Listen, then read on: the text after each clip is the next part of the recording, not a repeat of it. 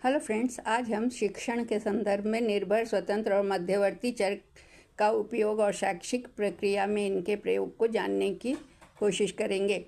ये निर्भर, स्वतंत्र और मध्यवर्ती चर, जिन्हें इंग्लिश में डिपेंडेंट, इंडिपेंडेंट और इंटरवीनिंग वेरिएबल कहा जाता है, उनका हम एक एक करके विवरण जानेंगे। सबसे पहले हम जानेंगे स्वतंत्र चर क्या होते हैं। ये वे चर होते हैं जिन्हें शोधकर्ता या शिक्षक के द्वारा नियंत्रित किया जा सकता है, कंट्रोल किया जा सकता है या चेंज किया जा सकता है, परिवर्तित किया जा सकता है, ताकि अन्य चर पर उनके प्रभाव को देखा जा सके।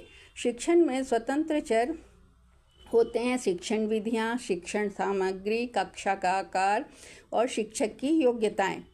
इसे हम एक उदाहरण से समझते हैं कि यदि एक अध्ययन शिक्षण विधियों के छात्र प्रदर्शन पर प्रभाव का परीक्षण कर रहा है, मतलब कि कोई स्टडी किया जा रहा है जिसमें टीचिंग मेथड्स का बच्चों के परफॉर्मेंस पर क्या प्रभाव है, ये देखा जा रहा है, तो शिक्षण विधि, चाहे वो व्याख्यान विधि हो या इंटरएक्टिव गतिविधि हो, वो स्वतंत्र चर होगी।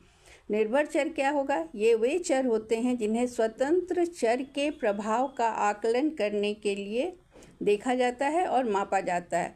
शिक्षा में निर्भर चर में अक्सर छात्र के रिजल्ट, परिणाम, उसका शैक्षणिक प्रदर्शन, जानकारी की अवधारणा या अवधारणा की समझ और कौशल विकास शामिल होते हैं। जैसे इसी अध्ययन में ऊपर वाले उदाहरण में कि छात्र का प्रदर्शन जो है किस पर निर्भर करता है। प्रदर्शन होता क्या है? टेस्ट स्कोर या ग्रेड जो छात्र को मिलता है, वो क्या होगा? निर्भर चर होगा, क्योंकि यह शिक्षण विधि पर निर्भर करता है। मध्यवर्ती चर, इन्हें मध्यस्थ चर भी कहा जाता है। ये वे चर होते हैं जो स्वतंत्र और निर्भर चर के बीच के संबंध को मध्यस्थता कर सकते हैं। वे इस प्रक्रिया की व्याख्या करने में मदद करते हैं जिसके माध्यम से स्वतंत्र चर निर्भर चर को प्रभावित करता है। शिक्षा में मध्यवर्ती चर छात्र की प्रेरणा, पूर्व ज्ञान या कक्षा का वातावरण हो सकता है। मतलब हमारा स्वतंत्र चर है शिक्षण विधि, निर्भर चर है छात्र का ग्रेड और मध्यवर्ती चर क्या है? छात्र का पूर्व ज्ञान या कक्षा का वातावरण।